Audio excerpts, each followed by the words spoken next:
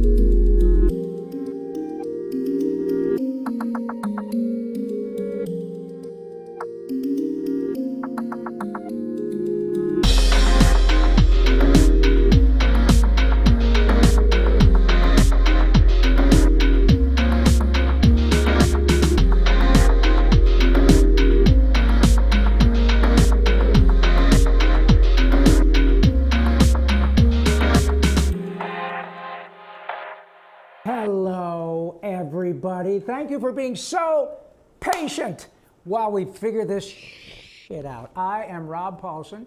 Welcome to Talkin Toons here at Esports Arena. I'm going to start out. Look at this shirt. I'm going to start again. This is a shameless plug for my friends over at RSVLTS. Roosevelt's, right? The acronym for which is RSVLTS shirt. Remember last time a couple weeks ago with our dear friend Billy West and I wore that surfing shredder shirt? Here's another one. This is called Tiki Turtles. Can you guys tighten up at all? I don't know if you can tighten up or not. Doesn't matter. Okay, it's all the turtles in kind of a,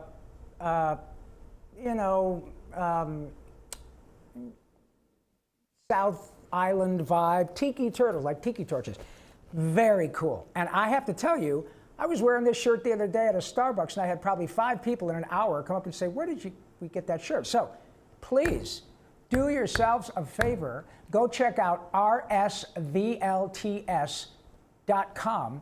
I mean, Princess Bride shirts, turtle shirts, SpongeBob, Fairly Odd Parents. These folks at RSVLTS do the most bitchin', culturally significant, cool stuff. I got to tell you, I've been telling my friends here say they're comfortable. This one literally came out of the wash like this, and trust me, I am about as bright as the chair on which I'm sitting. So I got no business telling you anything about how to do fabric care. These things take care of themselves. So check out RSVLTS. We are going to have entirely too much fun tonight, as usual, because we have our lovely and talented and incredibly too talented friend, Roger Clark. And we're going to obviously talk about Arthur Morgan and Red Dead Redemption, but he is such a profoundly gifted man and is frickin' nice and funny as you would ever hope. But it occurred to me, because Roger, of course, is, not of course, you don't know this, Roger's back in New York, and joining us via Zoom in a little bit. And it occurred to me once again that this technology that has really presented itself to us, you know, you're talking to a pretty old guy. I was telling Roger, thinking, and my hair would indicate that I'm pretty close to that. But this incredible technology that allows us in real time to be with friends like Roger and you folks that are joining us, I know, not only from the continental United States, but literally around the world, which begs the question, or at least it does to me, how do we deal with the concept of time? I mean, we have a watch, and you say, yeah, it's 8:31 here in Pacific. That means it's 11:31 in New York, and you know, Roger's help our show. But you know, that's the deal all over the world. And Animaniacs did a lovely little song that I'd like to share with you right now. By the way, I'm doing this only because I've had a lot of people say, I would love to hear you sing more. So if you do that, it's like poking me with a stick, because I love to sing. So I am going to sing a song, which was written by our dear friend Randy Rogel, who wrote United States, Canada, Mexico, and all those other fabulous songs. In fact, we're getting back on the road with Animaniacs in concert, so please go to animaniacslive.com for all our concert dates. In fact, we're going to be on the East Coast in the first part of next year. But with respect to the concept of time, Let me see if this helps. Obviously, it's going to be a cappella, but it goes like this. When you're traveling from Nantucket through Chicago to St. Paul, and you're standing in an airport and you look upon the wall, there's a clock for every city and a different time for all. From Asia through Malaysia to Peru, bum, bum. Did you ever wonder why that when it's 6 o'clock in Maine, at precisely the same minute it is 8 a.m. in Spain? When it's breakfast time in Rome, they're having lunch in the Ukraine. And it's supper up in Upper Kathmandu. If the earth is spinning faster while the sun is moving past her, then a day might only be an hour long. And school, when they begin it, would only last a minute before everybody has to run along. If the international dateline is this imaginary cleft, today is on the right side, tomorrow on the left. So when you cross it, do you then arrive the day before you left? That's how it worked. It's quite berserk, you see. So if you were born in China while I'm born in Carolina, well, then you're a day ahead of me, you see. But the way I've got it reckoned, if we're born in the same second, then why should you be a day older than me? But it really is no miracle, this difference in our births, because the world is spherical. That's why around the earth, there are always different times for London, Moscow, Delhi, and Fort Worth. And that's the way it's always going to be. So remember, when you're traveling from Nantucket to St. Paul, and you're standing at that airport and you look upon the wall, that you might think about this song, my friends, and then you will recall. Oh my gosh. That it was mildly amusing, but then totally confusing, and I'll bet you wish I hadn't sung it all. Boom, boom. So, doesn't that pretty much explain the concept of time? Thank you very much for indulging me, you guys. It is absolutely, of course, a pleasure to be here with all of you. And I think right now it's time to say, Rob, shut up! Thanks. Let's bring Roger Clark in. So, Roger, testing. Oh, my God, look at that face. We got him. Look how handsome he is. Oh, my God. Hey, pal. Rob, that was beautiful, man. What you just did there, that was beautiful, man. Thank you, buddy. Well, that, as I said, was written by my pal, my partner, Randy Rogel, who wrote most of the songs that people recognize from Animaniacs. And we're back doing it again. I just did a new episode yesterday. Thank you, Mr. Spielberg. And oh my gosh. Oh, dude, you got to get out here because we got to find a way to get you on that show. We got to, come on out and visit. I know people.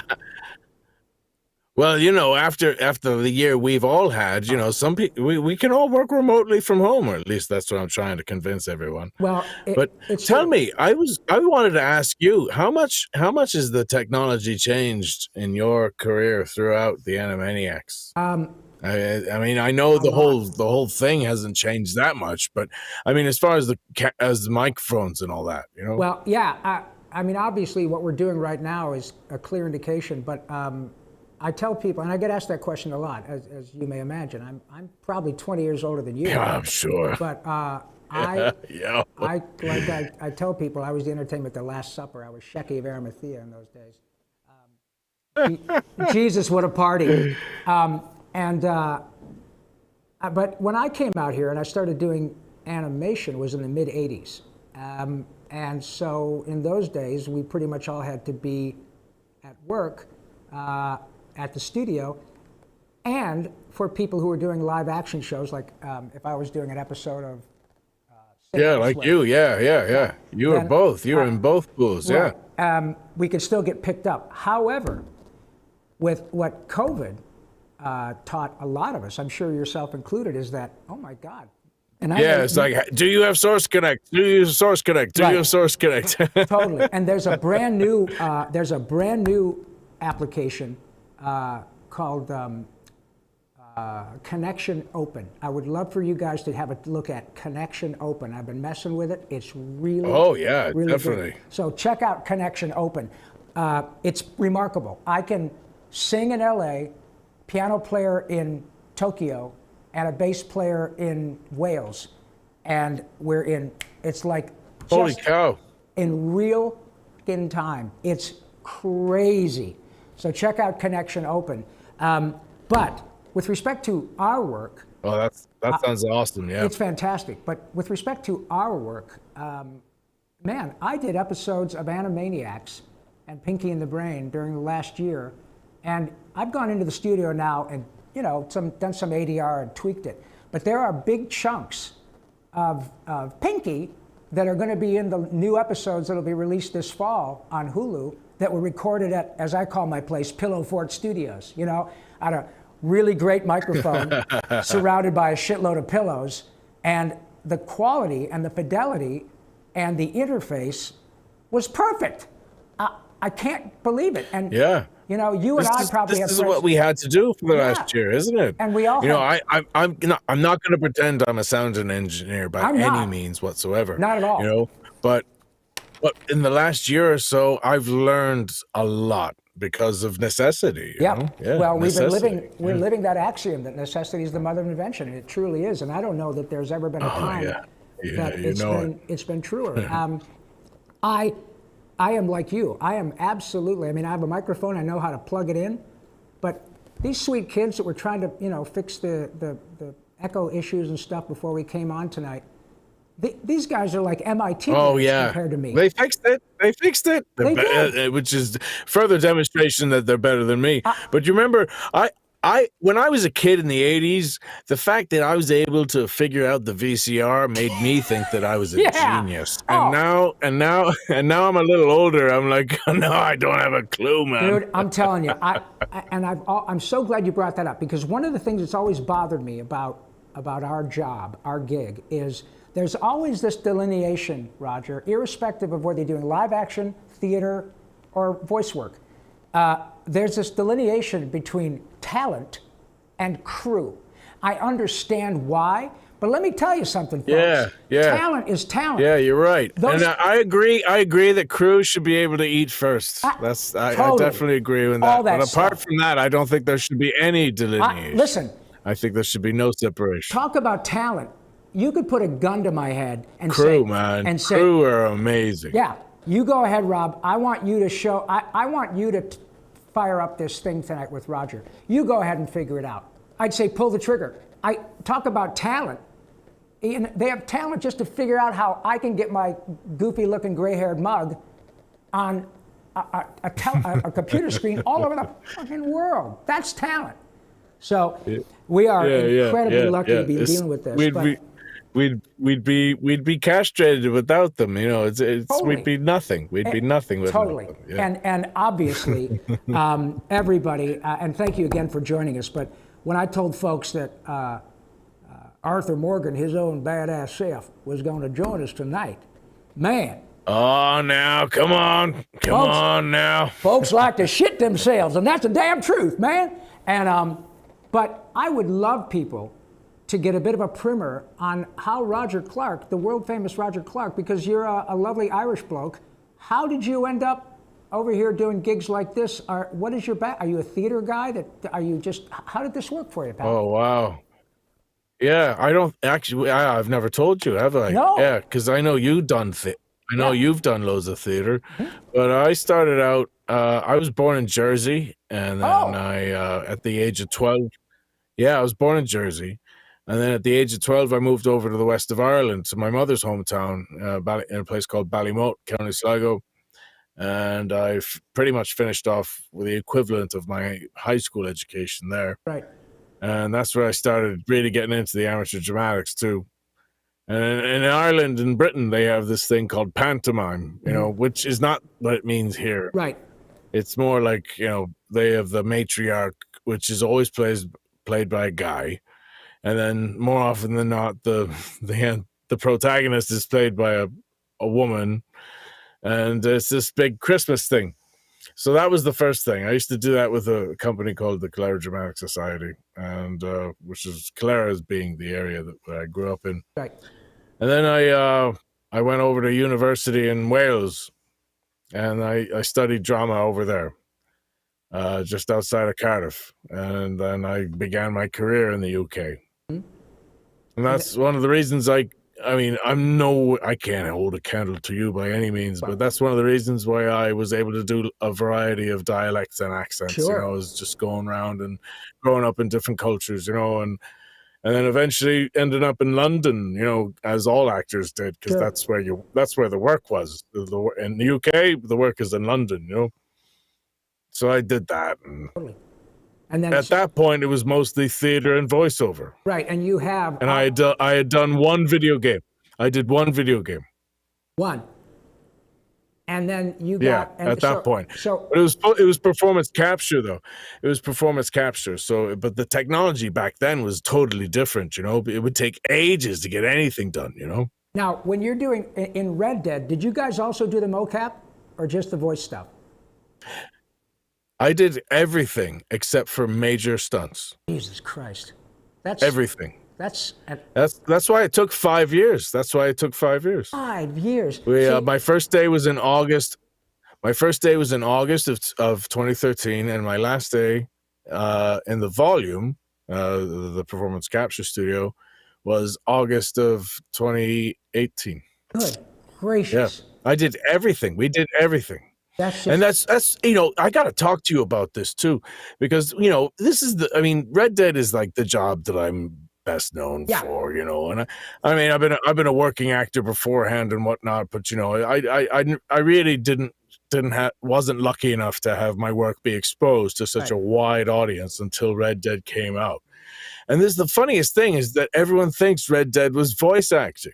Yeah. And it was mostly performance capture. Right. And as much as I love voice acting and as much as I'm proud to be a voice actor, when I am a voice actor, I still don't think I'm anywhere near the likes of you, Mr. Paulsen. Well, and what's more to the point is that, you know, when we were doing Red Dead, I was performance capture is more akin to film or theater than voice acting, you know? Absolutely. And well, you know Nolan North and Troy Baker and those guys, right? You know those guys?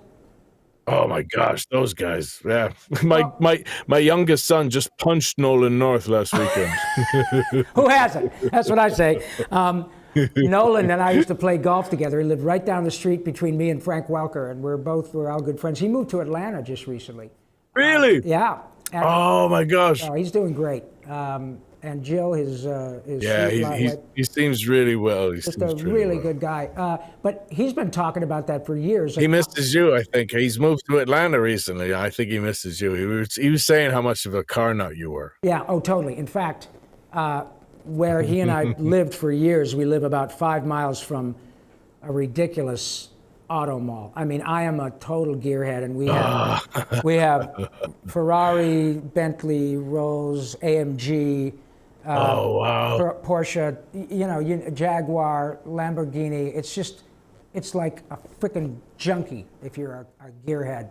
And Nolan and I went and drove a bunch of cars together. But so what do you do in it when you get it? When you get a nice car like that in LA? What do? You just get up at 4 a.m. so you don't get stuck in traffic? What do you do? You know what? That's not too far from the truth tonight, buddy, because I live about 70 miles from here, but I just love coming down and playing with these kids. And they've been giving me such a wonderful opportunity. So I was to be here at about 7:30, and I left today about, 2 o'clock, 1:45. So I got here with 2.5 hours to spare. But if I left at 3, it would have taken me an extra hour and a half to get down here. It's just mad. It would have taken you just as long. Yeah. Yeah. So sure. I've barely been in LA, but what little I was in LA like in 2000, and then after Red Dead came out, I went over a few times actually for meetings, and I got to know the city again, and I was reintroduced, for lack of a better word. Right. And one thing that really struck me was there was no smog. Not compared anymore. to 2000. That's right. But anymore. The traffic was nuts, though. The traffic is nuts. We have a thing out here called, you guys are going to get a lot of interesting information about local LA stuff. We have a thing out here, an organization called the AQMD, the Air Quality Management District. And when I moved here from Michigan, in 1978, I still recall having lived in Redondo Beach. Oh, Jesus. Do you want to know something, Mr. Paulsen? Please. 1978 was the year I was born. Shut up! God! Oh, I knew you were going to say that. As soon as you said it. Oh, God almighty. Yeah, and I'm not even that young anymore, sir. Well, and you know what that means for me? That means that it's not It only... means you're a legend. It means you're a legend. God bless you. It means you're a legend. Not only do I have one foot in the grave, my career does too. But when I moved out here, Raj, I lived in the South Bay down by Redondo Beach, and I just like being by the water. So, And that's... I'd have to go do auditions. What was it like?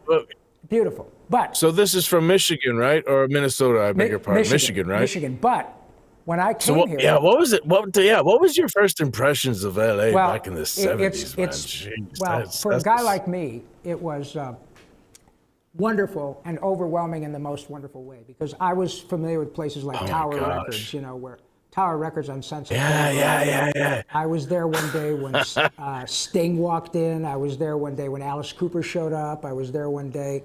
Who else came in? Holy cow. Joni Mitchell, who lived up in Laurel Canyon. It was incredible. But having been a And I've seen pictures of you. You're a striking, good-looking man. God bless you. Well, bless your heart. And I do appreciate the fact that you had a couple of pops, because that really helps your eyesight a lot. No, I'm a rock and roll guy. So to come out here and be surrounded by the Sunset Strip, Gazzari's, Madame Wong's, the Troubadour, where Elton John did his first tour, all that stuff. But the air was interesting, because if I'd go driving from the South Bay into the San Fernando Valley in, say, June or July, this time of the year in the late 70s, the air was brown and just hung over the San Fernando Valley. Really? But I'll be goddamn. Now, really? It's really worked. The traffic is still madness, but we have special gasoline, which is the air is so much better now. You're right, yeah. And so the air is a whole lot cleaner. It helps people breathe. It helps me work better. So it's a remarkable place to have grown up, because now I'm 65, and having been here for 43 years. Yeah, it's that's this town and this business, Roger. You're an Angelino more than anything else now, aren't you? Without a doubt, right? I got to say, this business has literally given me everything. I am so indebted to show business. I am daily, at this very moment, living my dream, and you are helping me. And that's the God's honest truth. Yeah. It is such a gas. And because you are such an effusive, outgoing, kind, and grateful guy, you and I were together a few weeks ago in Indianapolis, and it never. That was a good weekend. It was, and this is a recurring theme on every one of my. I think I've done about 300 of these. But the recurring theme with respect to what you and I do, and Maurice and all the other friends of ours, isn't it remarkably wonderful the way the fans embrace us? Isn't it crazy, Roger? We'd be nothing without them. We'd be absolutely nothing without them. And the fact that they appreciate our work enough to hop into a car and do what have you, and drive a couple of hours, and the fact that they come over and they take their time out to say how much they appreciate our work. And I have to tell you, it is a big deal. And folks, you know me well enough to know that I'm pretty authentic as to what you see on the screen. And Mr. Clark here, let me tell you, I spent a couple days watching Roger interact with people who were often in tears. And you handled it. No, I was watching you too. You were fabulous, a total pro, totally delightful. Never took any less time than was necessary to make someone smile. That's an important aspect of what we do, and the fact that you take the time. Well, what else do they deserve? What else do they deserve other than our if they've gone to the trouble? Yeah, if they've gone to the trouble of expressing their appreciation for our work, then the least we can do, the least we can do is reciprocate. Right, and sadly, we know people, and you have probably worked with people occasionally, who don't have that ethos. Their deal is like, okay, how much longer is this? When is the dinner time? Well, luckily, most actors have a big enough ego where they'll be like, "Oh, thank you, thank you." Yeah. But yeah, sometimes when they get tired or what have you, I yeah, get it, yeah, and yet, you know, and every now and every time there will be people who show up who are you can tell that they've had a real difficult time. But God damn it, for 5 minutes, all they want to know, all they want to do is tell you what your work means to them, often through tears. And boy, are we lucky to be able to have that experience, you know. So you guys got to know that Roger's the real deal, folks. He's incredible. Oh, thank you. Wow. That's something I didn't really anticipate because, you know, before 2018, I was just a jobbing actor. Nobody knew who I was, you know, and I was lucky enough to work though. But, you know, before 2018, nobody really got that. But since after Red Dead 2, yeah, I have been lucky enough to experience that. And my gosh, you know, the convention. The conventions are so overwhelming to me in so many wonderful ways because these people, like I said before, they hop into a car and they drive sometimes in case, you know, 2 or 3 hours, you know, and they bump into a community and a culture that they're familiar with and that they're happy with, and you know, and it's all inclusive. Just seeing the love and whatnot. Oh, isn't it great? It's everyone's cool, man. It's all just a bunch of geeks and nerds, isn't it, Rob? They're all wonderful, you know. Totally. I'm the same way. I mean, look at the fucking shirt I'm wearing. You know, it's all about that. I'm having a blast. Yeah, man. Yes. If I were in corporate They're all America, wonderful, man. I would have been downsized if I were in corporate America, man. I'm working every damn day, and I can work till I die or till Roger Clark says I'm done with Rob Paulsen, and then I'm going to take his work. Nah. But no, man, this is great. I would love to. Let's see. Is this thing on for getting questions, or are you guys going to give me? Because I know we have so many questions for Roger. But oh yeah, they're all gonna want me to scream Lenny, which I'll do. I'll do it once. All right, just get ready, everybody. Get ready for the record button. I'll scream Lenny. I'll scream Lenny short. I don't have my. Anytime while you scroll your questions. Okay, so you came to LA in the late 70s, yeah?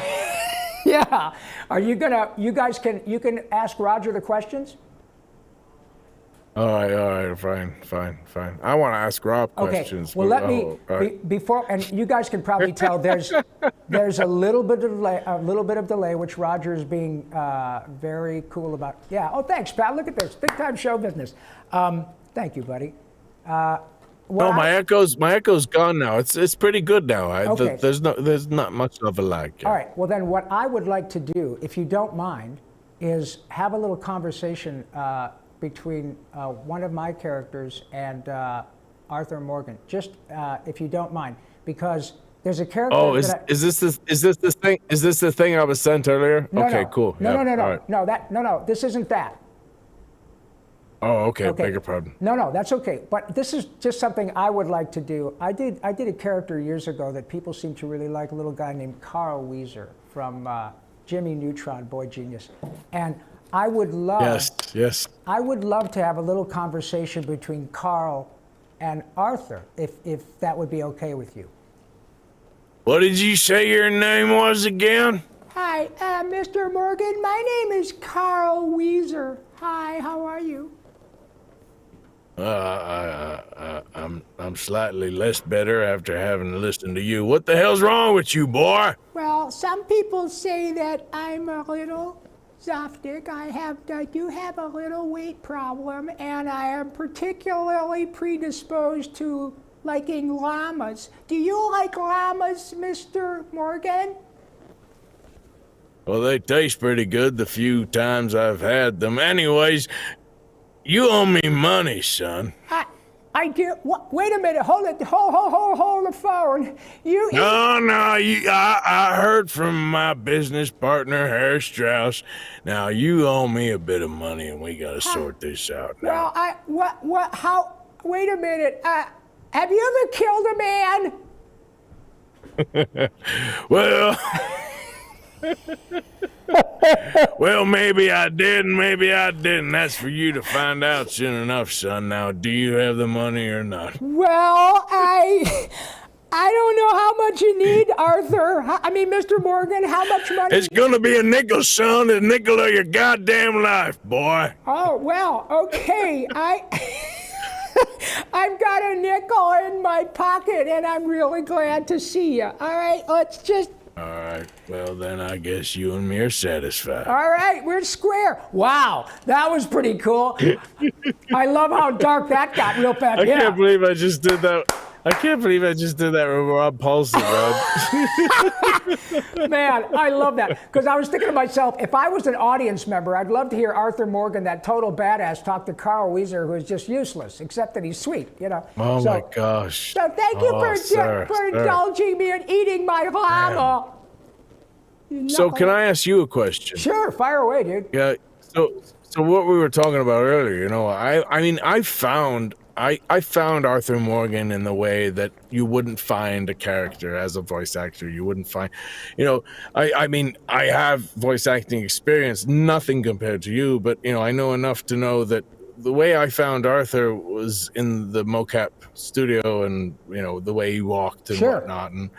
And then in the few times where, when I'm doing voice acting, I discover a character in a completely, totally different way. Right.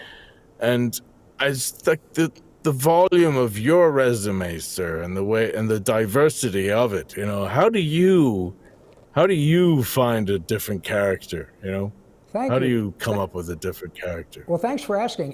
In my case, I think the skill set that has served me the best. Firstly, I really love to sing. That has helped a lot. But the skill set. Oh, cool. The skill set as an actor that's really helped me with respect to doing animation is improv. I've become pretty adept at thinking on my feet and coming up with an idea pretty quickly. Because as you know, you don't have the luxury. I take it back. If I do an episode of Rick and Morty, I'll get the script a few days in advance and I'll go over it, but I don't have to memorize it. I am encouraged by the producers to embellish, come up with ideas, whatever.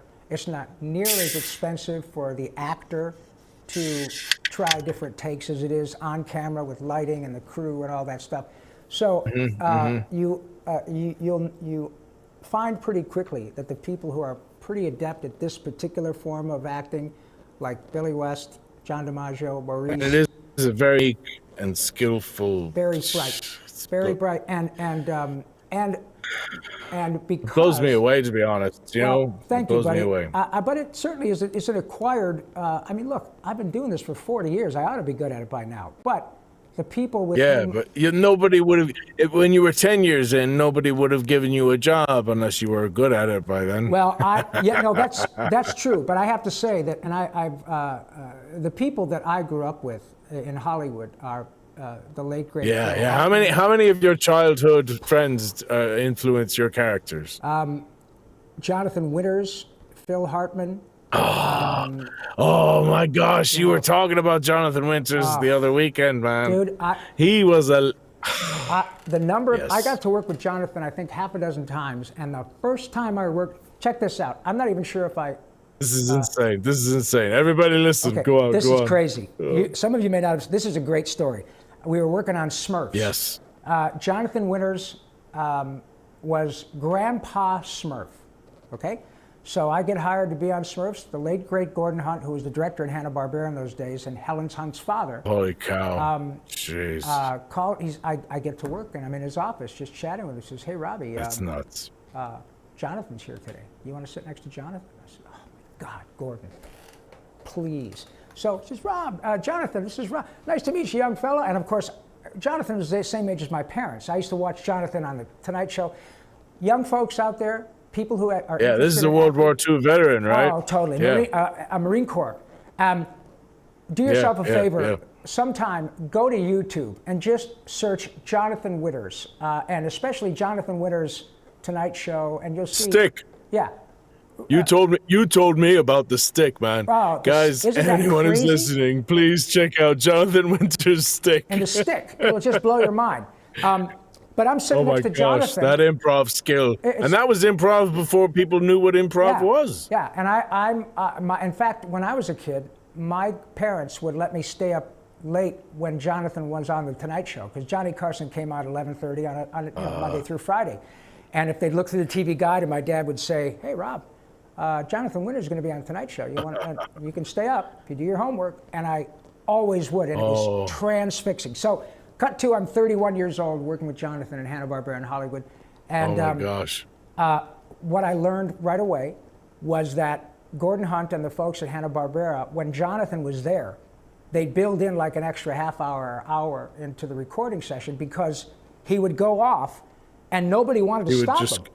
Yeah, I mean, it was just... Wow. So the editor had a bit of a job, because picking through the gold dust. But they would just, when Jonathan would pick up a cue and just riff, who wanted to stop him? I wanted to hear him go off. So check this out. Don't stop him, yeah. Okay, so I'm sitting next to Jonathan. I'm sitting here, and Jonathan is where I am. Oh, man. And Gordon says, "Okay, Jonathan, your Grandpa Smurf comes up at da-da-ba-ba." He says, "Say the something Smurf, blah, blah, blah, ready, and go." And instead, he does this to me on the shoulder, and he pretends like he's looking down the barrel of a rifle. And he goes like this. He goes, "Shoot the priest. It'll stop those Mexicans in their tracks." Oh, no. Oh, gee. Right? That's all he says. Of course, everybody starts laughing, but he does it to me. So I was just precocious enough, Roger, that I wanted to play with him. So when he said, "Shoot the priest, it'll stop those Mexicans in their track," all I could think of was, I'm at the Alamo, which I thought was a pretty good call. So check out how sharp Jonathan was. If you can lob one back to Jonathan Winters, tell me what you said, man. Here's what I did. He said, shoot the priest and stop those Mexican tracks. So I said, "You got it." I said, "You got it, Davey. I'm going to go up there and help Jim reload some rifles," thinking he was Davy Crockett. And he says, "Davey, I'm Colonel Travis. Davy's upstairs with Jim Bowie. Shoot the goddamn priest." And it was remarkable that I was sharp enough to pick up what he was doing, and I thought I was sharp saying, "You got it, Davy." But he said, "I'm not Davy. I'm Colonel Travis. Shoot the fucking priest."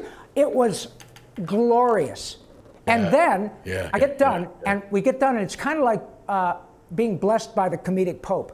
We get done, and he takes me aside and says, "You're pretty sharp, young man." And I said, "Well, thank you, Mr. Winters." The next thing I noticed, we're walking out of the building at Hanna-Barbera, right there on Cahuenga Boulevard. Now it's a apartment building, but we walked to my car, rather his car. He let me walk into his car, and then I said, "Well, thank you so much." Took his hand. "Thank you so much, Mr. Winter. I have to tell you, Mr. Winters, I always watch your show on CBS, and people don't know this, but at the end of his show, there would be stagehands off screen throwing him a hat, and he would put it on and then just go, and it was unbelievable." Really?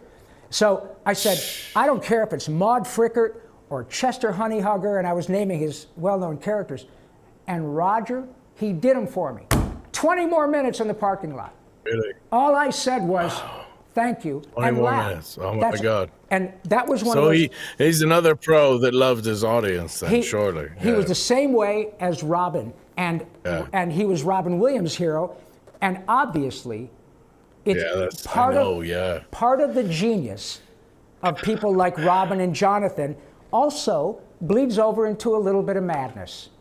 And when I look at their improv skills, it exhausts me. It exhausts me. The skill and the energy that I know that takes. It's just like overwhelming. And Jonathan used to talk very openly about how difficult it was for his wife, and that there were more than one time that Mrs. Winters would get a call. They used to live in Santa Barbara, saying, "Mrs. Winters, we have your husband," and it's hysterical, but it was the truth. They would say, "He was, oh, where is he now? Well, he was in a Vons, but he was talking to the frozen turkeys and making people laugh." But then it started to be a little bit intrusive. Fair enough. Well, mental health is thankfully mental health is becoming something we're becoming a little bit more accustomed to nowadays. And there's no shame in it. There's no shame in it. Not a bit. But I have to tell you, man, I'm so glad you asked, because one of the most glorious aspects of getting to this point in one's career is to be able to look back and talk to new friends like Roger and say, dude, let me tell you about ... Well, I look at you the same way you look at Jonathan Winters. Bless your heart. Thank you. That's entirely due kind, but I'm certainly going to accept you're a legend, that. and the fact you asked me on here is overwhelming to me, to be frank. It is a great pleasure, and I'm just thrilled to death. But now, have you guys got some questions now, or what do you want to? Because this isn't working. I don't care. If you can give me the questions or ask me. Hey, Rob, did you ever hear? There's an actor I know called Joe Grafazzi. Have you ever heard of him? Not offhand. He's a character actor. Well, oh gosh, where's this? I remember this was valid now. Now, what was he going at?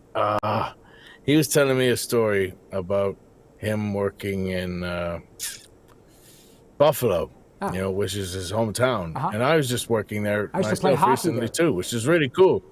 Yeah, thankfully I wasn't there in the middle of winter, gosh, because it's apparently a pretty cold town. Yeah. But Buffalo's becoming quite a town for the old filmmaking and whatnot. Sure. I forgot exactly why I brought up geography. Was he working on like? It'll come to me later. If there's any questions, let's blaze away. Okay, great. Go ahead, Connie. What were you saying?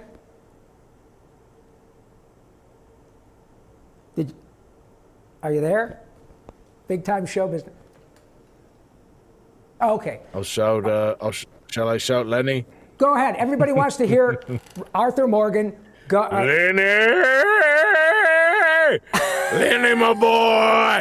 Oh, I love you, Lenny. It's funny the things they pick up on, Mr. Paulsen, isn't it? Isn't that something? I'm more than happy to do it. I'm more than happy to do it. When we make that, I spent 5 years making that game. I never thought in a million years that would have been the thing.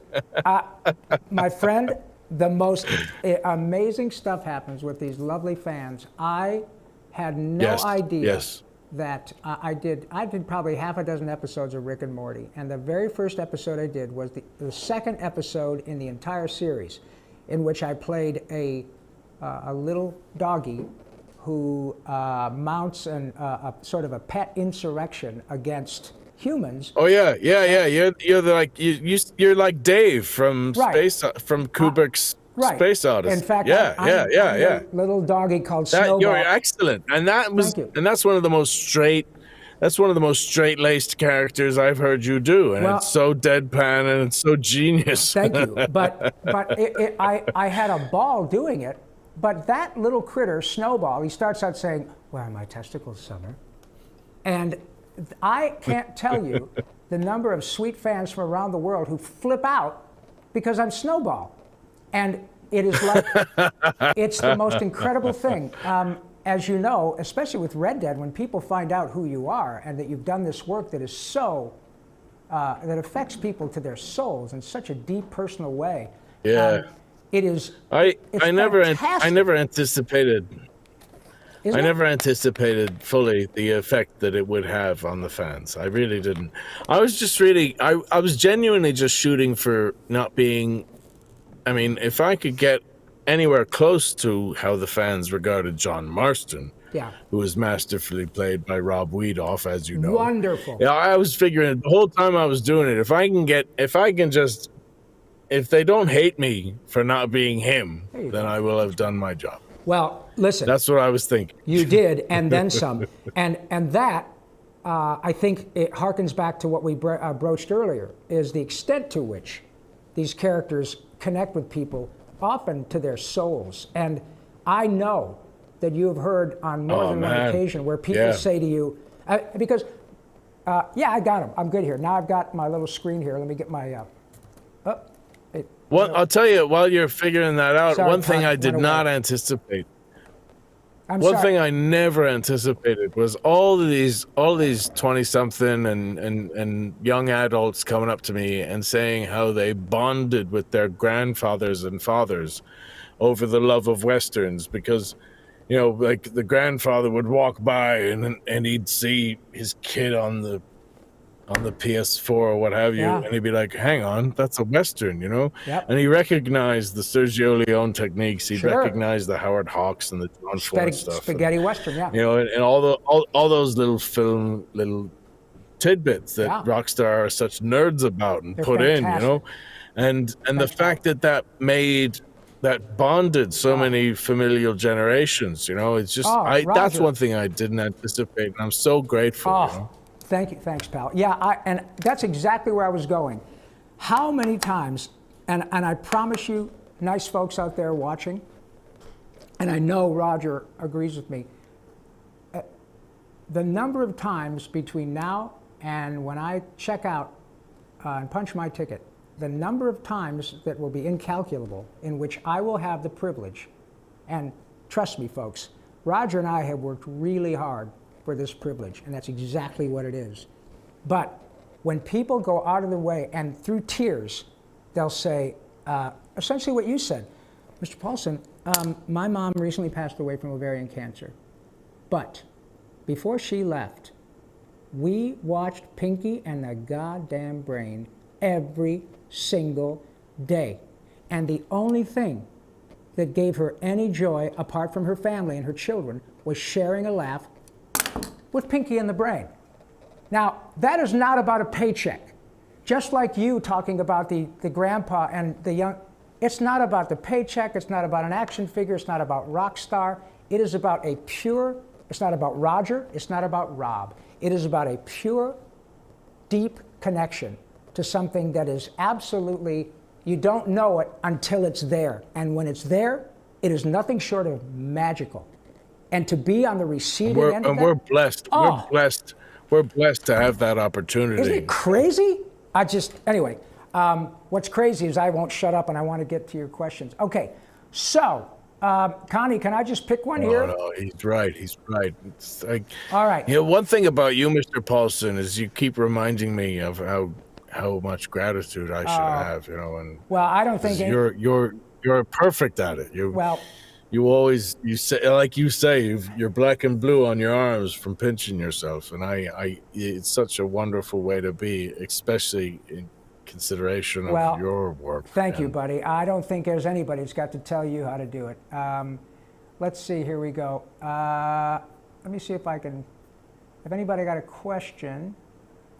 Oh, great. Okay. Okay. Let's see. Oh, here we go. I'm so glad you asked. This is a young fellow named Diego Martinez. Oh my goodness, you'll love this, Roger. This is. Hey, Martinez, how's you doing? Okay, this is Diego. I love that name, Diego. Okay, this is Diego's question. Diego, good to meet you, I'm man. so Thanks glad for your question. you will love this, Roger, and we can relate it to Roger as well. Rob, my name is Diego G. Martinez. Diego G. Martinez, thank you very much.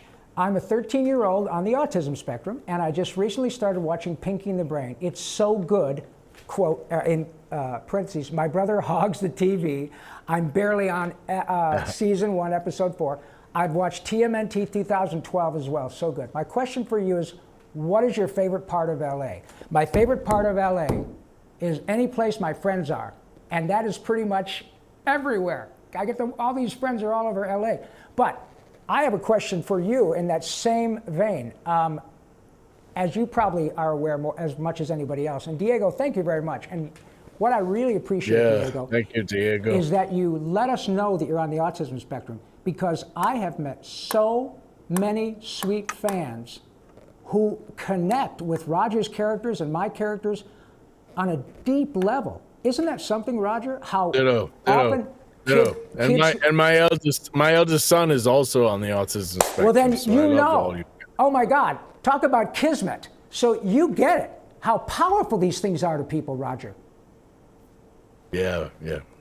It's just fantastic. So Diego, thank you very much. And I love autistic people too. I love them. I love so much. It's all cool, man. I love figuring out the different idiosyncrasies. You know, the different way that they see the world, the different way they perceive it, and I love figuring it out. And I'll tell you what. I love my son. You know, of course you do. And do me a favor, your son a favor too, and all you guys out there. There is a remarkable outfit here in LA called Exceptional Minds.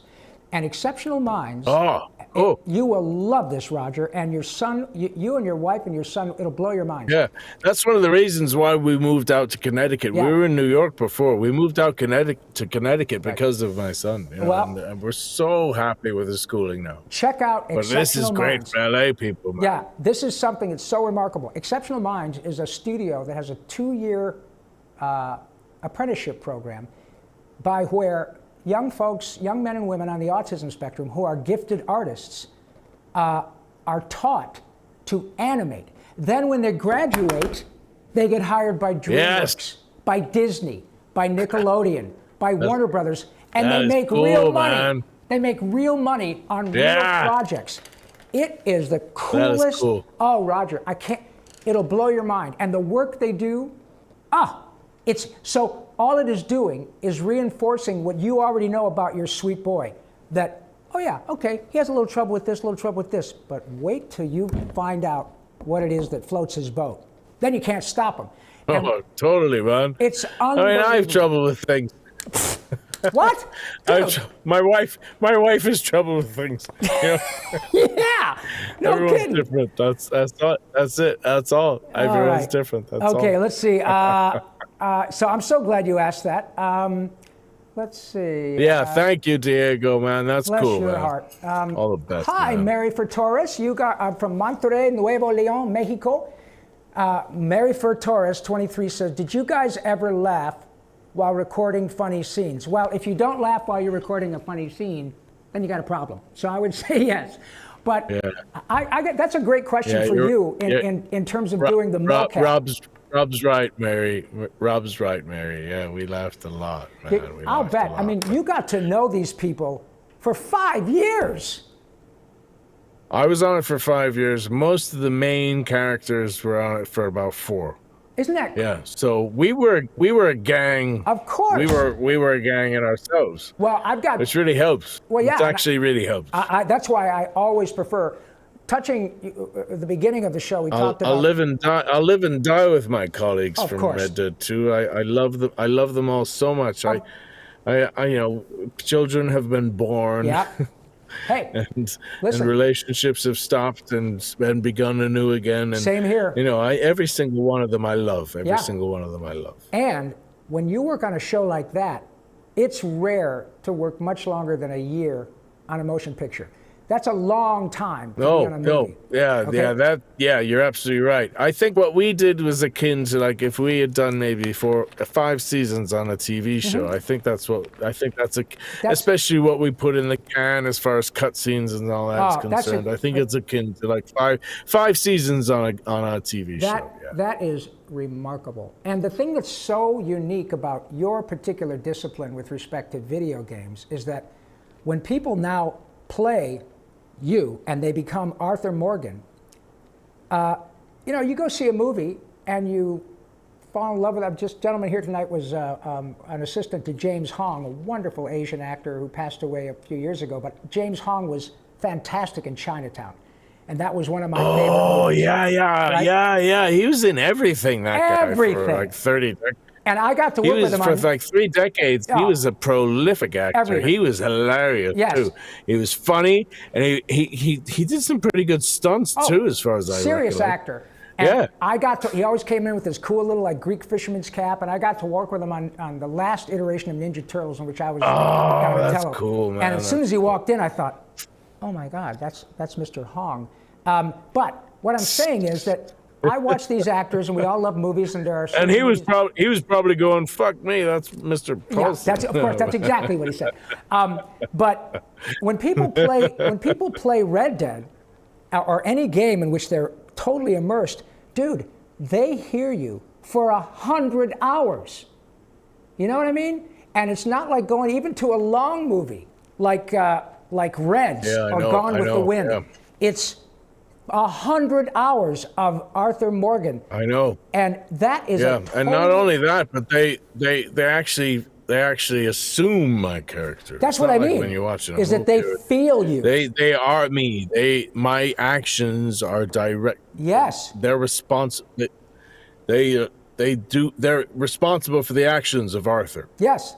It is such a unique, relatively new feeling for the audience. That is, it totally is, and it's weird in a ways too because it's like an open sandbox thing. Oh my God! You know, not in the first half of the story, No, but well, in the latter half of the story, depending on your behavior, there are different cutscenes. You know, and that's where that was a bit of a mind blowing thing for me because I had to come up with a performance where, and towards the end of the show, video game, what have you. Yeah. Beg your pardon. That's okay. But towards the end of the story, towards the end of the narrative, I had to come up with in some situations, I had to come up with an ambiguous enough performance where it would match whether or not he has high honor or low honor. Yeah. Yeah. And that was a bit of a challenge. Well, that's something. But luckily, by that point, I had been working on the character for about 4 years by then, so I was able to kind of figure it out. In that, or at least hopefully I was able to. Yeah. In that vein, one of my favorite, most beautiful, talented young women, Caroline, and she goes by Caroline Sweet, and she has a question. Hi there, Rob. Hi there, Caroline. Sweet. Hey, Caroline. I would love to hear more about the making of Red Dead from Roger. I had no idea there was so much mocap. In fact, if you wouldn't mind expounding on that a little bit, with respect to mocap, is it still where you're in the sort of black leotard type suit or whatever, and you've got those sensors all over your body? Yeah, so it's like what Andy Serkis did with Lord of the Rings and Planet of the Apes. You know, right. you're wearing lycra and you got all these balls on you, and then there's a rigging suspended from the ceiling in a hangar or a big large studio, and that hangar has loads of sensors on it, and the sensors capture the movement of your balls. Boy, let me tell you, at my age, I'm grateful that anybody captures them. Never mind. And then we're wearing a helmet, too. And on that helmet, we have an HD camera pointed at our face, which captures our facial expressions. And then we have a microphone, which captures audio, too. Yeah. And that's one of the differences between motion capture and performance capture. Motion capture is typically motion. Performance capture is when you got the face cam and you got the little microphone too, the whole thing, yeah. So 90% of Red Dead was performance capture. And maybe about 10% of it, from my experience anyway, it might be different for other actors, but about 10% of my stuff was voice acting. Wow. And by the time I was in the booth, we had already been a few years in, so I already knew the character, you know, which is what sometimes I resist the moniker of being called a voice actor because, and especially in light of you. But I sometimes think people think that Arthur was voice acting and it wasn't. No. And I genuinely sometimes feel like I don't deserve. I mean, I'm so thrilled that they enjoyed the journey of Arthur, but the fact that so many misconceive and have the wrong take on how the performance was delivered. Yeah. Sometimes that's a little. I try and do my best, but basically, I've been really trying to raise awareness about performance capture because I think it's an amazing medium, and it's in many ways it has more to do with film and theater than it does with voice acting. Right. Because in voice acting, man, you're inventing a character literally out of thin air. Mm-hmm. With performance capture, you have the luxury to walk around in their boots for a bit, and then maybe an animator will show you a computer screen so that you actually know what it looks like. Yeah. And that was very informative in my job during Red Dead. The animators were invaluable. Isn't that the truth? Because they were the ones who taught me what the environment. Yeah, the animators are our best friends, aren't they? It's true, isn't it? Yeah. Well, they were the ones who showed me what the environment was, and they were the ones who taught me. And from that, I was able to pick up the little details. Like, if I were to pick up a dirty stick, I would want to wipe my hands afterwards. Yeah. That's something I never would have discovered in the booth. But yet again, there's so many things in the booth that there's so many different aspects to performance, isn't there? So. Yeah, oh, totally. And when we do animation, by the time I get the job, I have a pretty good idea of what at the point at which we start, what the producers and the studio want the character to look like. And so I can inform the character with certain physical aspects. I did a character years ago on a show called Goof Troop, and we did a goofy movie, and he's kind of this big guy called PJ. Like in all my auditions now, I see the picture, and it's so valuable. Isn't it? It's so necessary. Okay, so my question is, on Red Dead, were you guys, because you were the physicality, ultimately, of the character, did you get a general idea of what the character looked like in an artist rendering, or did that happen after you actually started working? No, not until I was about a year in. Holy shit. I think they kind of worked off of me, to be honest with you. Well, that's very difficult for you. Yeah, and the NDAs are insane. Oh, yeah. I mean, Rockstar Games' NDA is more strict than Marvel's. It's crazy. Well, and understandably, because that's the way it is. You know, the video game industry is so insane. it's it's bigger than the movie business. And what I've learned in the few video games I've done and signed those NDAs is, like, you really made it.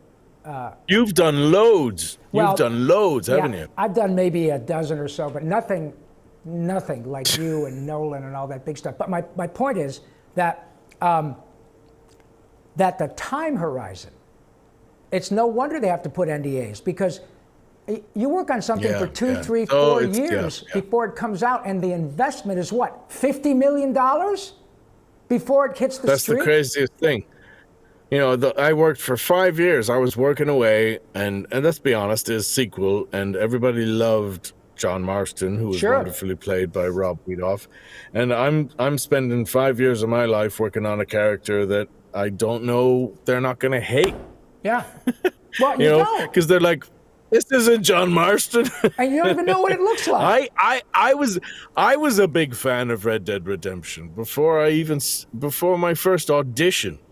So I knew how much John Marston was loved. And you knew how high the bar was. Right? So that's when I knew I had to do my own thing, because you can't out John Marston. Right. That's just impossible. Yeah, well, you got to do your own thing, and that's where Toshiro Mifune came in really handy. He was one of my biggest influences. Love him. And also John Wayne. Not so much Clint Eastwood, because he's so stoic and he doesn't say anything. But John Wayne, with his pauses and stuff, he taught me a few things. Yeah. And of course, Rob Wiedoff. Rob Wiedoff taught me a lot too. But I couldn't be John Marston. Yeah. I knew I couldn't be John Marston. Right.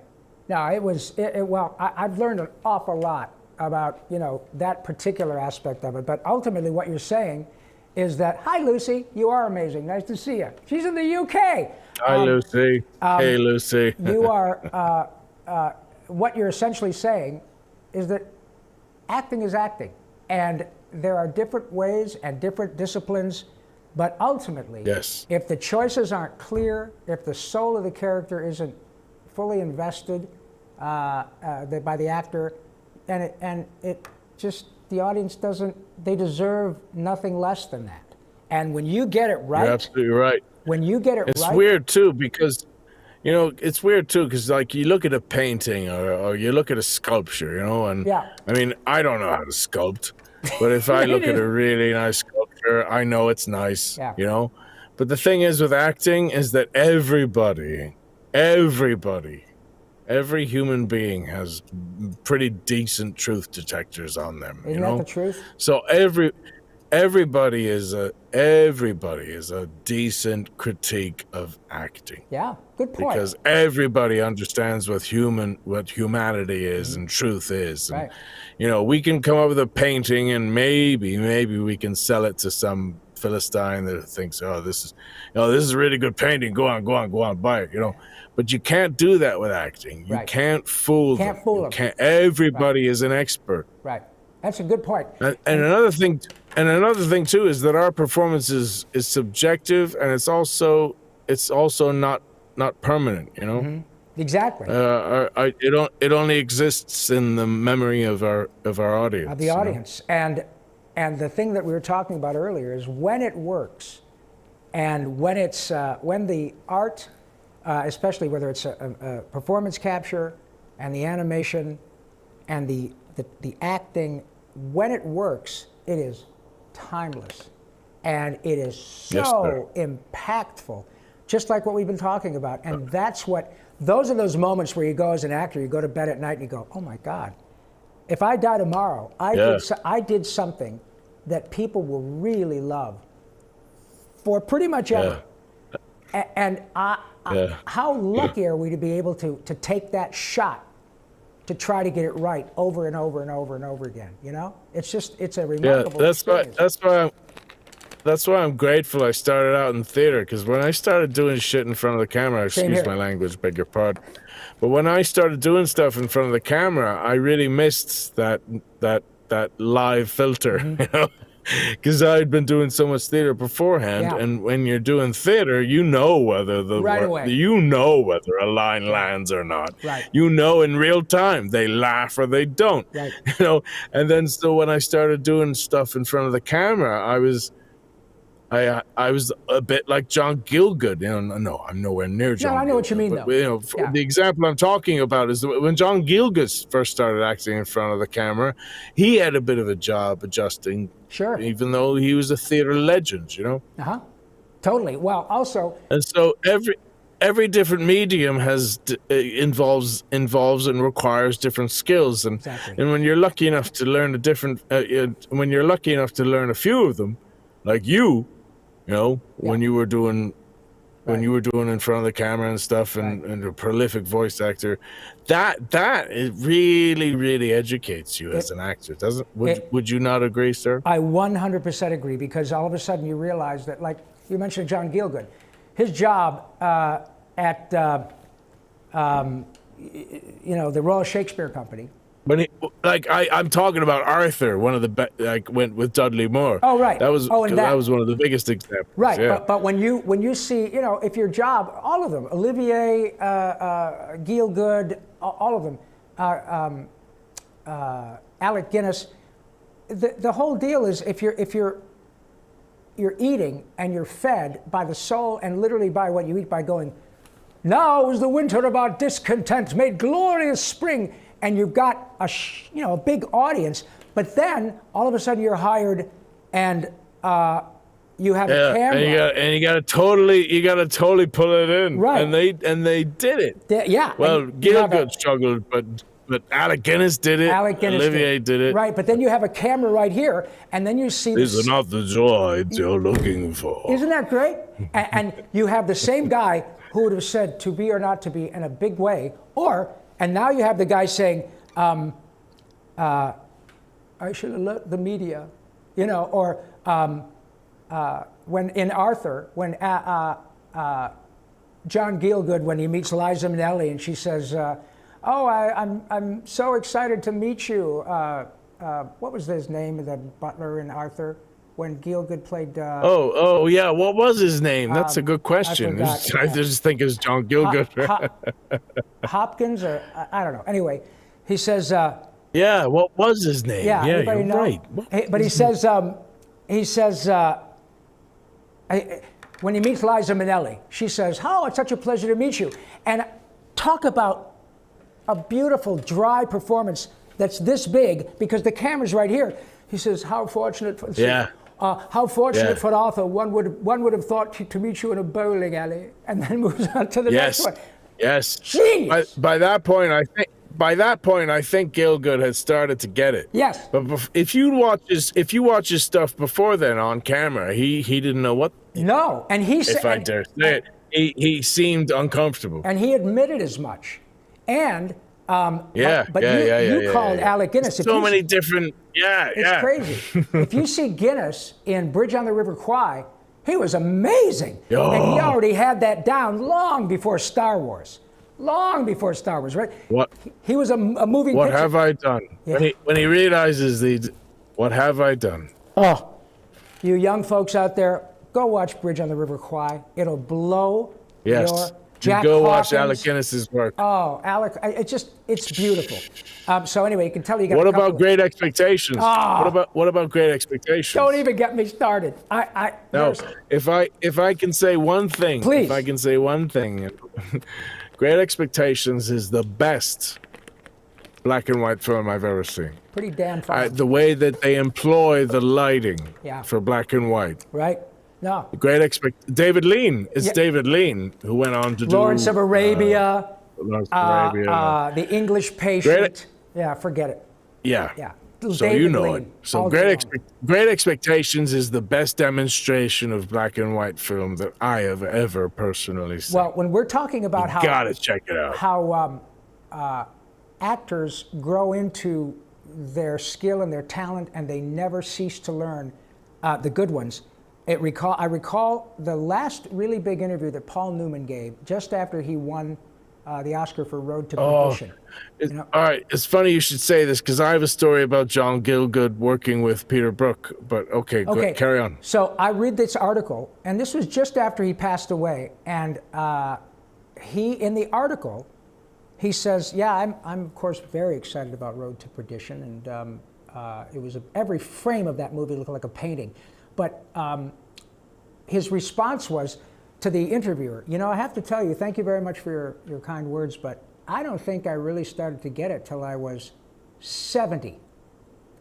When I turned 70, I think I started to really click, and that's why I think I did really well at Road to Perdition, because I started to kind of figure this out. And he died about 82. But to hear that from a guy like Paul Newman gives me and you, like, oh my God, I've got so much to learn, and I want to. And Anthony Hopkins getting an autism diagnosis at 75. Right. The first movie I saw. The fact that there is still self-discovery available to us. Well, informed self-discovery the fact that we can still learn. Yeah. Isn't that glorious? I love that, and that's what all the audience. That's the reason. That's the reason why we should never relent growing old. Never, because there's still so much to learn. Oh, man. there is. It doesn't matter, man. These sweet kids outside the door here at Esports Arena.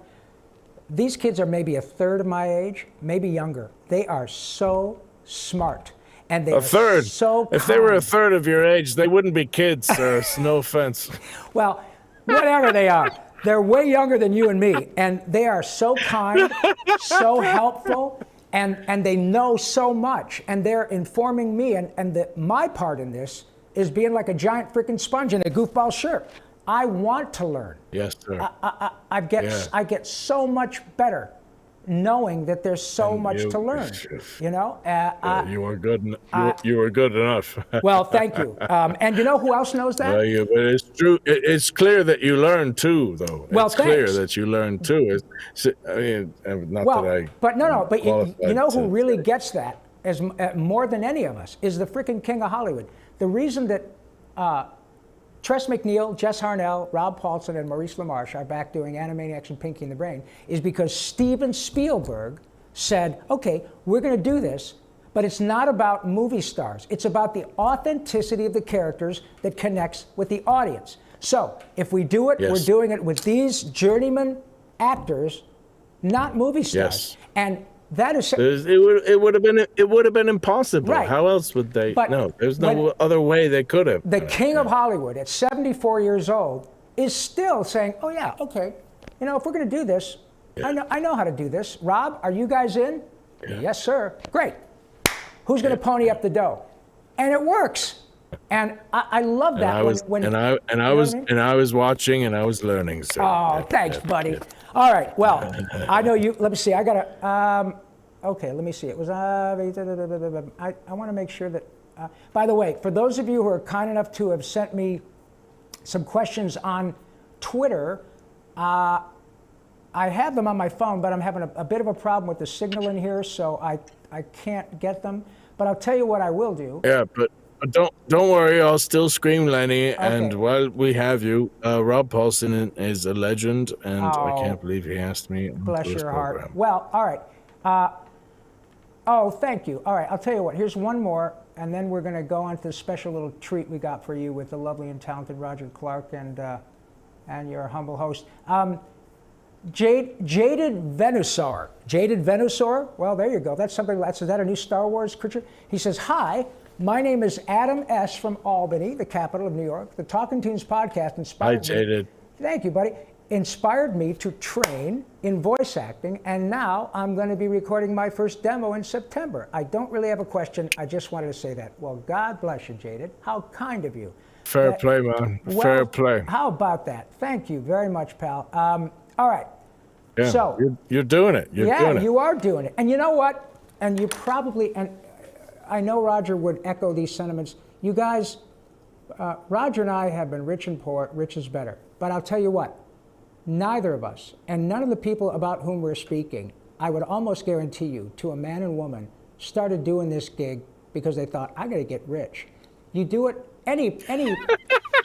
right, any artistic endeavor is, right? It's you know almost. What? You know what? I'm going to make loads. I'm going to make loads of money. But you're like me. You're absolutely right. It's passion. It's a passion project, man. We become actors or performers, singers, artists, sculptors, often. And build a thick skin. Right. Build a thick skin. We do it despite the people who love us, sometimes pleading and saying, please don't do that, Roger. You're my little boy. I love you. Don't be an actor. Rob, what are you thinking? So you're already courageous. But nobody does this. The reason you do this gig is because you can't not do it. You do it because it feeds your soul. And Roger and I are literally blue-collar workers in the dream factory. We're not movie stars, but we're also not people living on the street. We're able to find a way to make a living doing what we would do for free. We're lucky enough. Thank you so much for allowing us to help you. Squeak a living out of it. All right. Yeah. So and a lot of that's because of you guys too. So we got nothing. We got nothing without you guys. All right. What our genius production crew did here is they pulled a scene from The Simpsons. This is from season 4, episode 5. Here we go. This is why I'm wearing my reading glasses. Okay. Well, yeah, I've been wearing mine, since George Bush was president. Okay, so here we go. I've just started wearing them. Thank you for that. I've just started. Well, you could do a close-up on I get my LASIK done at Jiffy Lube with a coupon, so don't do it anymore. Okay. What a great laugh you have, pal. I can't do this. You got such a great laugh. Okay, you're going to be the owner, right? And I'll be. Yeah. Okay, and I'll be. You're the owner of the toy store, and I'll be Homer, and I will do Homer as Pinky, okay? And you do the owner, if you wouldn't mind. I didn't know how you were going to do it, but I'm going to be Pinky, and you do the owner as Arthur, and we'll just see how this goes. Okay? We'll see how it goes. All right, here we go. Hello, do you sell toys? We sell forbidden objects from places men fear to tread. Oh. We also sell frozen yogurt. Egad! I call yogurt. Well, how fun, silly Willy. I need something for Brain's birthday. Perhaps this will please the gentleman. Take this object, but beware. It carries a terrible curse. Oh dear, that's bad. But it comes with a free Frogurt. That's good. The Frogurt is also cursed. Ah, well, that would be bad. But you get your choice of topping. That's good. The toppings contain potassium benzoate. So that's bad. Oh. May I go now? No, you have to stay. We're gonna have a llama for dinner now. Oh my God, Roger, God bless you, my friend. What a gosh. God bless you. God bless you. I can't believe I just read with Rob. Oh please, that and $5 will get you a frappuccino. Thank you, buddy. I am so. Oh my God. What a pleasure, my new friend. The fact that you take such time with us, you are so generous with your gifts to the audience and in person and right here on Talkin' Toons. So thank you, pal. And I am so looking forward to the next time that I have the great good fortune of being in your company. It'll be a good day. I'll honestly do whatever you ask me to, sir. Well, thank you. I'm looking at a brand new McLaren, and if you could front me about $250,000, I'd love to put a nice down payment on it. All right. Can you take the mortgage with the Yeah. that'll come with it? I'll take my Arthur mortgage. That's what I'll do.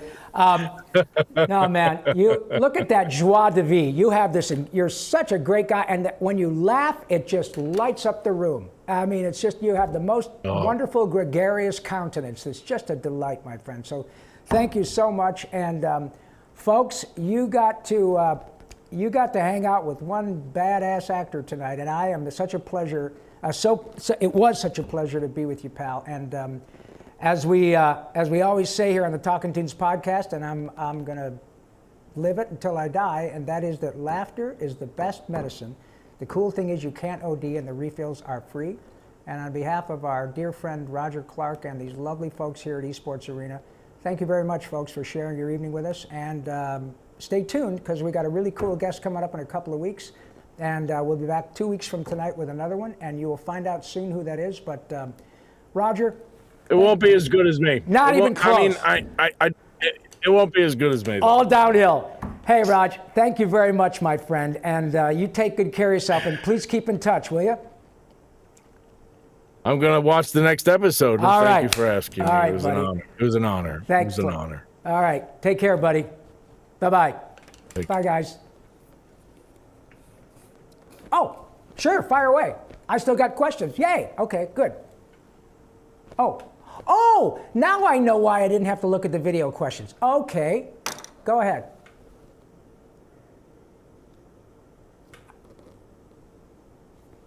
I can't hear it. And I'm not a very good lip reader. Okay, so here we go.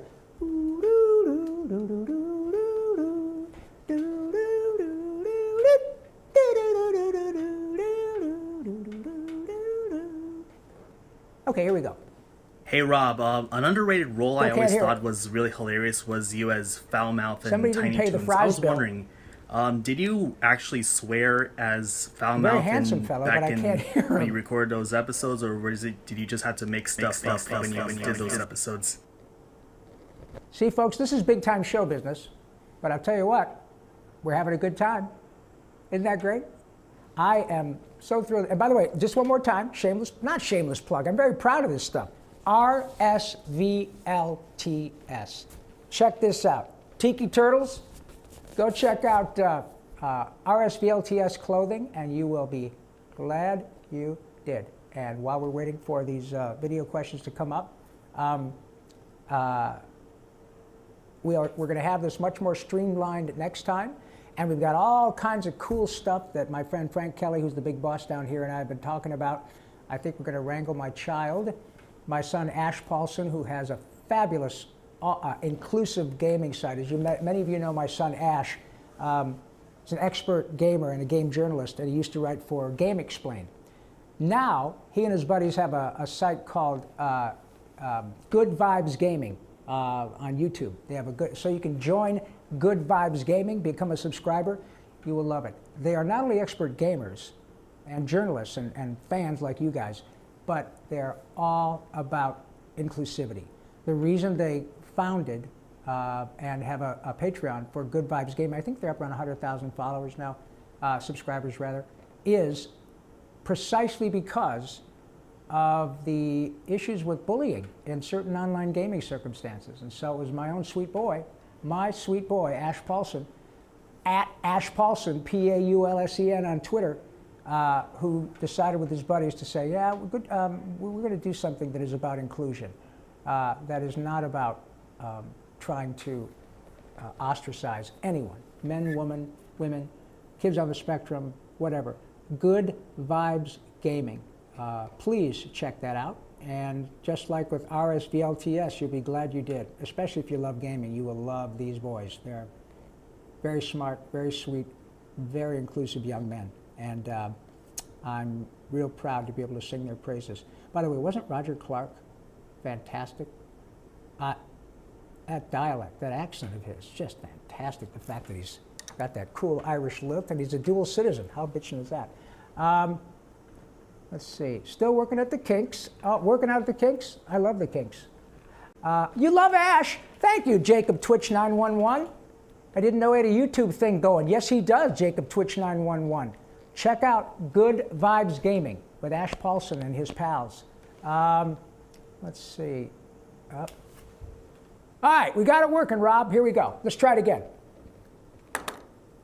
Hey Rob, an underrated role I always thought was really hilarious was you as Foulmouth in Tiny Toons. I was wondering, did you actually swear as Foulmouth back in when you recorded those episodes, or did you just have to make stuff up when you did those episodes? Thank you.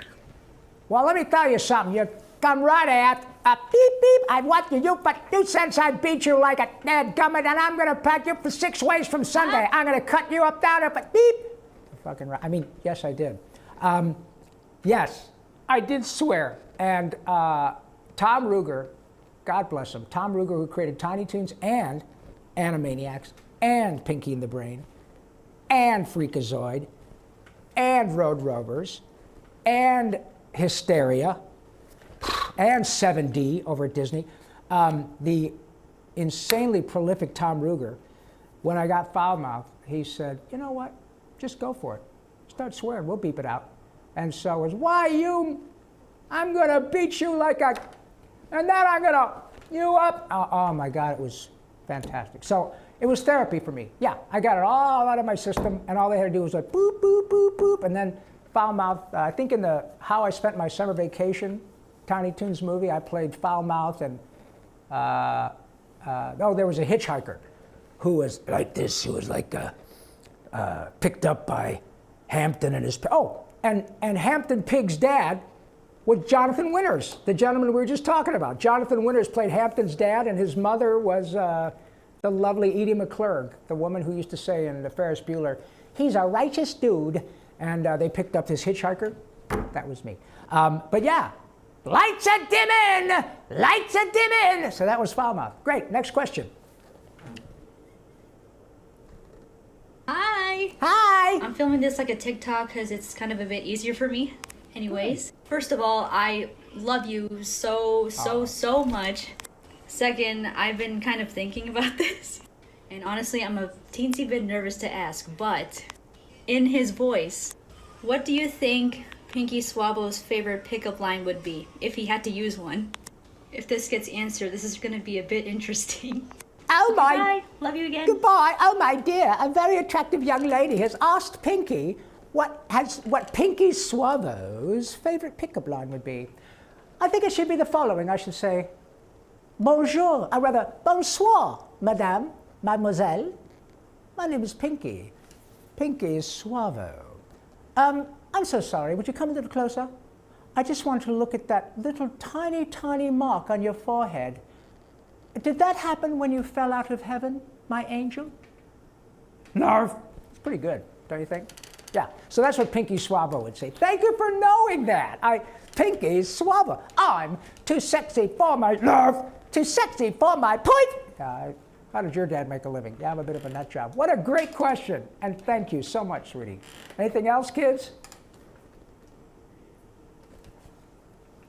Hello, Mr. Paulsen. Hi. I am absolutely a huge fan of your work from Animaniacs and Jimmy Neutron, and I just wanted to ask, in Jimmy Neutron, where'd you come up with the idea, the way Carl pronounced croissant, you know, like croissant, where'd you come up with that? Thank you. You're so welcome. The way I came up with that is that's the way it's pronounced. Croissant. That's the way we, but if en français, it's croissant.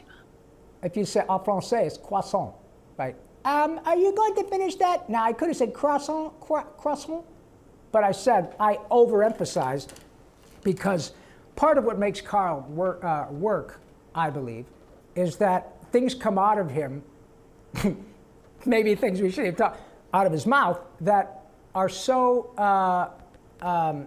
odd. And that is what makes it funny. Like saying, ow, my scapula. That's a funny word to me. It's not like saying, ow, I broke my arm. Well, that's a drag, but it's not funny. But if you say, ow, my scapula, most people don't know what the hell that is, and the fact that some goofball like Carl says it is funny. So when he said, excuse me, are you going to finish your croissant? I know people right now are laughing. Look at these people laughing. And even that's one of those things that Raj and I were talking about, is the most incredibly little, interesting, odd tidbits end up being memes, canon, and all this crazy stuff, zillions of views. But the reason I said croissant was a choice, because it's written in the script, C-R-O-I-S-S-A-N-T, croissant. That's how you say it. But I didn't say croissant, I said croissant, because Carl was probably learning French. So, bonjour, je t'aime, I love you. I don't even speak French, but have a croissant on me. Well, not on me, because it'll make a big mess, but thank you for asking. That's why I said croissant, because it makes you laugh. Next question. Hi. My question for Talkin Toons is, what is the most difficult role you've ever had, and how did you overcome the challenges of performing in that role? Oh my goodness, I think that's my friend Salem from Tasmania, which is a show I also worked on. But regardless, thank you, madam, for asking. The most difficult role, the truth is, and this is the God's honest truth, there are difficult roles for different reasons. Some of them are onerous on my voice, like Mark Chang from Fairly Odd Parents is kind of tough for about an hour. That's about all I got, just for obvious reasons. The most difficult role to perform in terms of who I am and what the role entailed was a couple of episodes of The Boondocks. Great show, very smart, very edgy, and tackled some very difficult issues, obviously. Created by Aaron Magruder, who wrote the comic strip, and I think still does. And the show is based around an African-American family and circumstance. And I was hired and directed beautifully by my dear, sweet, 9-time Emmy-winning friend Andrea Romano, who directed Animaniacs, Pinky and the Brain, Batman, the Animated Series, Hysteria, SpongeBob, TMNT 2012. Just a dear, dear, dear, dear, dear, like a family member friend. And I got hired by Mr. Magruder and the folks over at Boondocks to be a total redneck asshole. And in the context of the show, of the episode rather, I was getting liquored up at a bar and I had to scream the N-word. And that was very difficult for me for obvious reasons. And of course, everybody behind the glass was African American. They knew what the script said. It was written by an African American. This is what they needed. They hired me. I had been on the show before. I played a character who was kind of a Bob Ross character in one of the episodes that freaks out and gets a gun. It's crazy. But in this particular episode, it was all about me screaming, "You goddamn N-word." And I do it, and I was kind of half-assed because I just had trouble with it. And I remember Andrea going, "Okay, honey, that was just a little bit, just come on, you're really, really full of vitriol and anger and hate." And I had trouble getting it. And I believe it was Aaron himself who said, "Robbie, we're paying you for this." Now, he wasn't saying that to be angry, but he was right. And that was a point at which Rob, the actor, had to put aside Rob's sensibilities and sensitivities as Rob the human, and then just go for it. It worked fine. But it was a really interesting lesson for me to learn personally, because it was just anathema to what I'm about. Very uncomfortable. But I learned a lot just in that hour where I had to wrestle with it. And of course, Aaron and the people in the production staff could not have been nicer. I think the fact that I was uncomfortable made it more effective and impactful when I finally got it out. It was a good performance, really was, but only because the people were patient with me while I figured it out. Very difficult. And that was a great question. Thank you for letting me answer it. Anything else? Okay, final question. Hi, Rob. Hi. First of all, I'd like to start things off by saying that I'm so glad that Talkin Toons is back. Me too. Podcasts have inspired me so much as a performer, and I cannot thank you enough. Look at that sweet girl. Okay, so my question for you is, what has it been like for you as a voice actor to transition from recording most of your lines in studio to recording at home as a result of the coronavirus pandemic? My goodness. And how do you think these changes are going to affect the voice acting industry in the long run, long after the pandemic is over? I don't know that young lady could be any more articulate. Young lady, I don't know your name, but you are obviously a very beautiful girl, but you are so articulate. I shouldn't say but, and you are so articulate. Well done, all of you are. But you are especially right in the camera, very composed, and asked a very clear question, and you spoke very purposefully. Well done, madam. Well, Roger and I kind of touched on it a little bit. It's changed because it had to, but my friends here, I'm very lucky because it did. My friends who do on-camera work and who were regulars on series or were shooting movies when COVID put the kibosh on last year, struggled because you don't get paid if you're not working. I didn't miss very much. Also, a lot of you were very kind in joining me in online autographing things where I got to do meets and greets and this wonderful experience that my friends here at Esports are giving us. This happened as a result of kind of how things went down with COVID last year. And often we learn, I think, at least I do, that when you look at something beforehand and you think, okay, here's the deal, Rob.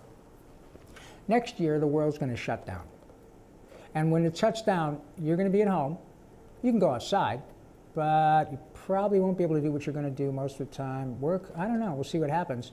But all the live Animaniacs live performances you've got coming, animaniacslive.com. Please check that out. But all the Animaniacs live, all the conventions you have booked, done. Kibosh. Out. And then, about 2 or 3 months into it, you get a phone call saying, hey man, Jim Cummings, my friend Jim Cummings, Winnie the Pooh, Tigger, Taz, Ray the Firefly, Darkwing Duck. Hey Robbie, I just did this really cool meet and greet online, signed some autographs, met beautiful folks. We talked for 2 hours. It was great. Call this guy up. Necessity is the mother of invention, and we figured it out. Moreover, I got to work. I got to work from vacation place or at home as long as I had Wi-Fi and my little computer and a decent microphone and a bunch of pillows. I was at least able to work enough so that I could record something that may still needed to be tweaked in post-production, but I got it down so that the animators could do their work, and I got paid. So it's changed the landscape a lot in logistical ways, folks.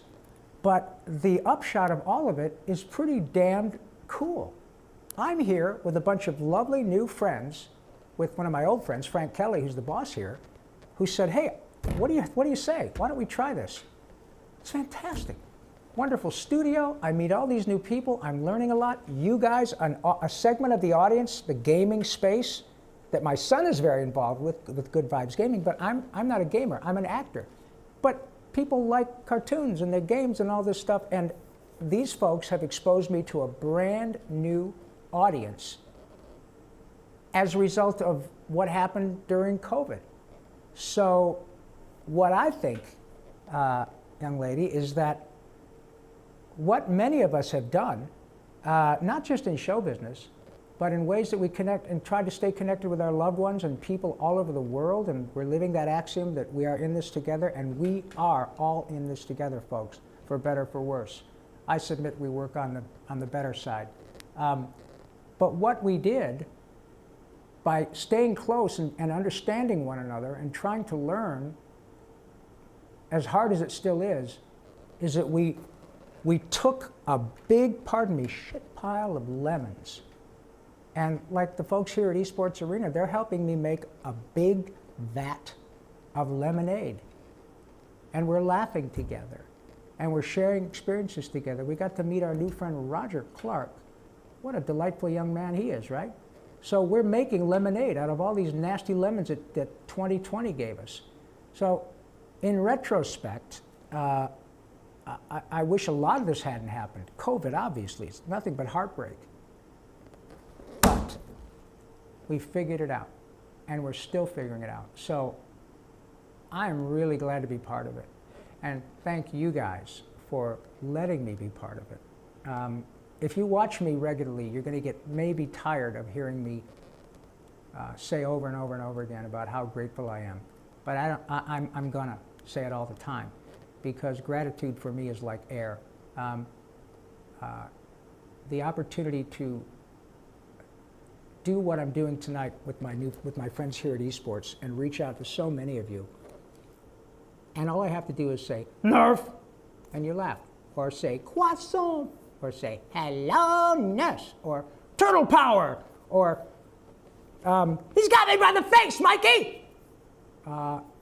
It's a remarkable thing that I get to do. And I'm the one who gets the biggest, most profound sense of joy. And it is only because of you folks.